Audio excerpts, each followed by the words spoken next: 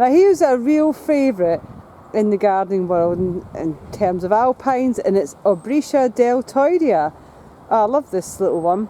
It's great. You can use it in rock gardens, you can use it for edging plants around borders, or more recently I've seen it used as edgers and in hanging baskets for winter stroke spring, hanging baskets or tubs.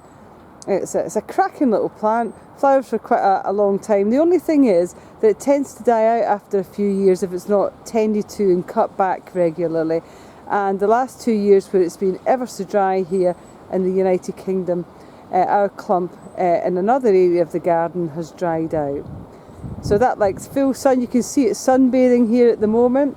So it likes full sun and free draining soil. So that's Albrecia deltoidea. Now I'm just going to pan you around because we've got a better Pulsatilla vulgaris here. Now I'm just going to zoom in on this one here. So here you can see, that trumpet-shaped flower, and the leaves are a bit further on. It's much more sheltered in this area of the garden than the one that we had a look at out the front. So Pulsatilla vulgaris, we've already done this one, but it was number 5 on your list. So you can see here, you can see the dissected foliage is much further on than it was out the front. Now we're going to pan round to have a look at this particular one here. The rabbits seem to love this one here, and we've got lots of rabbits here at Writtle College. This one is Iberis sempervirens.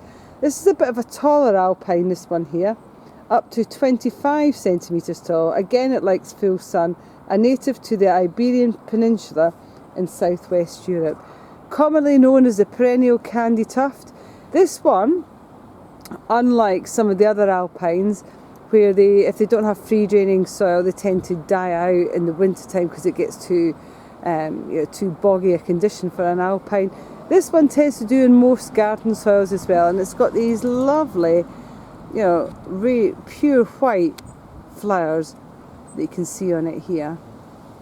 So this one can take full sun and any good free draining garden soil. So this one is Iberis sempervirens. This particular one is known as snowflake, probably just because it's got slightly bigger flowers than normal. Now another one that we've still got to do, I'm just going to pan it round here, is this one, and this one on your list is number 9. This is Campanula carpatica. The native Campanula carpatica has got purple coloured flowers on it, should I say. But you can get cultivars such as White Clips, which has got white flowers. This has got small, little sort of round, serrated edged leaves to it. It's a particularly good alpine, this one. It's larger than some of the alpines. It's really floriferous, and it's great for attracting bees in.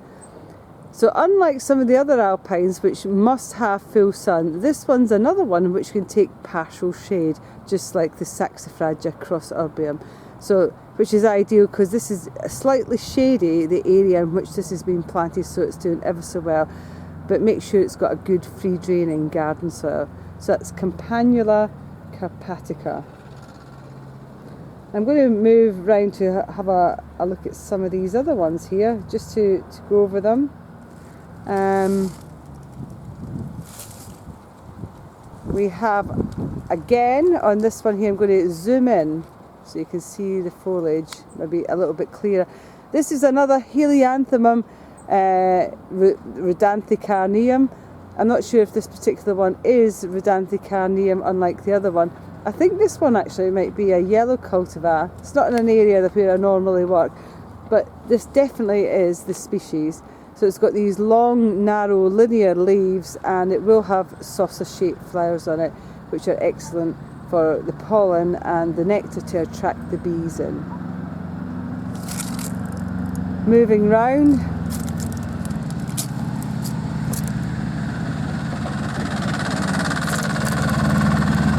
We have some more Sempervivum tectorums in here.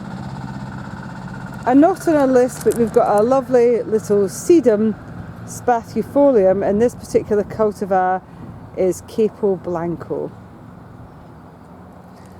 I'll just